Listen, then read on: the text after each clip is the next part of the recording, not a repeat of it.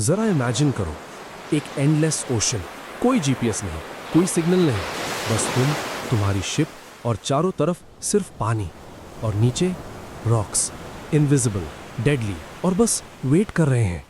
यही था the Inchcape rock, समुंदर की सरफेस के जस्ट नीचे छुपा हुआ सेलर्स की सबसे बड़ी नाइटमेयर। लेकिन एक इंसान ने इस रॉक को सेफ बना दिया और एक दूसरे इंसान ने उसे तोड़ दिया, और उस एक गलत डिसीजन की सजा। सुनते जाओ। कहानी शुरू होती है एक इंसान से। नाम था उसका एबट ऑफ एब्रब्रोथॉक। सिंपल आदमी, हम्बल, होली। उसे फेम नहीं चाहिए था, उसे प्रेज नहीं चाहिए थी, बस लोग सेफ रहें। उसने क्या किया? उसने उस खतरनाक इंच केप रॉक पर एक बेल लगाई। जब भी टाइड आता, जब भी पानी उठता, वो रॉक डूब जाता और वो बेल बजने लगती। टन टन टन। दूर समुंदर में भटकते सेलर्स वो आवाज सुनते और समझ जाते, रुको, आगे खतरा है। कितनों की जानें बची उस एक बेल से, और उन सब के दिल से एबट के लिए दुआ निकलती थी, बिना उसका चेहरा देखे भी। यही होती है असली ग्रेटनेस। और अब सीन शिफ्ट होता है। होराइजन से एक शिप आती है। उसके कैप्टन का नाम है sir Ralph the rover. Rover यानी एक वॉन्डरर, एक प्लंडरर। सिंपल वर्ड्स में कहो तो एक लुटेरा। यह आदमी अमीर था, पावरफुल था, लेकिन इसके अंदर एक चीज थी जो इसे चैन नहीं लेने देती थी, जलन। जब भी लोग एबट का नाम लेते, वो कितना नोबल है, कितना ग्रेट है, सर राल्फ के अंदर कुछ जल जाता था। बस एक बेल लगाई, इसमें कौन सा बड़ा काम कर दिया। और इसी जलते हुए दिल के साथ सर राल्फ अपनी शिप से उतरा, इंच केप रॉक की तरफ बढ़ने लगा। और वो दिन एक्चुअली बहुत खूबसूरत था। धूप चमक रही थी, समुंदर स्मूथ था, सी गर्ल्स उड़ रहे थे। A perfect day.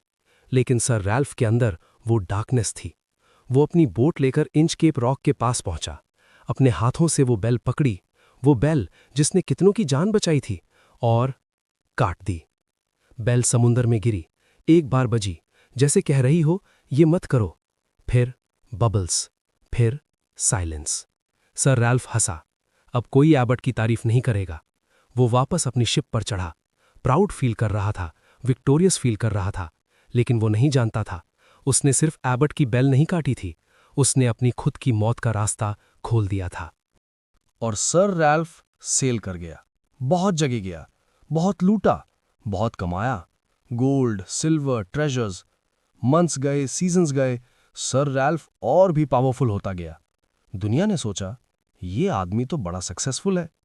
लेकिन यहीं पर एक बात समझ लो, कर्मा हरी में नहीं होता, लेकिन आता जरूर है। और सर रैल्फ की शिप धीरे धीरे उसी तरफ मुड़ रही थी जहां से ये सब शुरू हुआ था। रात हो गई, और ये कोई ऑर्डिनरी रात नहीं थी। आसमान पूरा काला, चांद नहीं, तारे नहीं, कुछ भी नहीं। समुंदर भी काला। हवा तेज होती जा रही थी। शिप के अंदर लोग एक दूसरे को ढूंढ नहीं सकते थे। हम कहाँ हैं? मुझे कुछ नहीं दिख रहा। लैंड कहाँ है? सर रैल्फ ने बोला, घबराओ मत, अभी चांद निकलेगा, रोशनी हो जाएगी। लेकिन चांद नहीं निकला।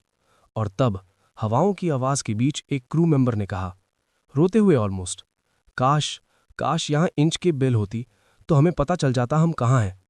सर रैल्फ फ्रीज हो गया।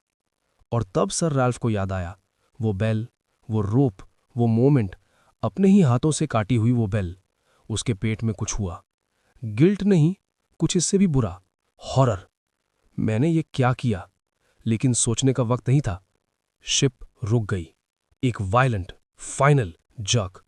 पानी अंदर आने लगा, तेज और तेज और तेज।